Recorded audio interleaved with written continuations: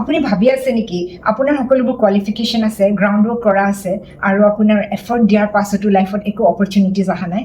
তেতিয়াহ'লে আপোনাৰ এফৰ্টত কমি নহ'ব পাৰে। এইটো আপোনাৰ ঘৰত হিডেন বাস্তু দোষা আছে। বাস্তু দোষা থাকিলে আপোনাৰ অপৰচুনিটিজবোৰ ব্লক কৰি থয়। সেইকাৰণে আপুনি আপোনাৰ ঘৰৰ নৰ্থ জ'নটো চেক কৰক। নৰ্থ জ'নটো বিৰাট পাৱাৰফুল জ'ন, যিয়ে মানি ৰিলেটেড অপৰচুনিটিজ এট্ৰেক্ট কৰে। এই জ'নটোত এণ্টি এলিমেণ্ট যেনেকৈ ফায়াৰ এলিমেণ্ট, বিশেষকৈ ৰেড কালাৰ বা ফায়াৰ অবজেক্ট, আৰু ইয়াত যদি আপোনাৰ আৰ্থ এলিমেণ্ট থাকে, এক্সেচিভ য়েলো কালাৰ বা ষ্ট'ৰেজ থাকে, তেতিয়াহ'লে ইমবেলেঞ্চেছ ক্ৰিয়েট কৰিব পাৰে। প্ৰথমতে আপুনি এই ইমবেলেঞ্চেছখিনি আঁতৰাই জ'নটো ভাল কৰি লওক।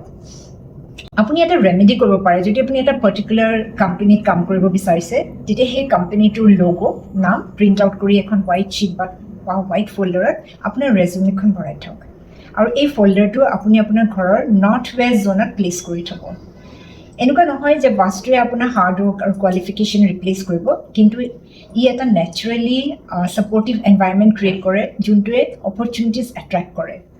আপোনাৰ কিবা কুৱেৰিজ থাকিলে মোক DM কৰিব, আৰু পাৰ্চনেলাইজ বাস্তু এনালিচিছৰ কাৰণে কল কৰক।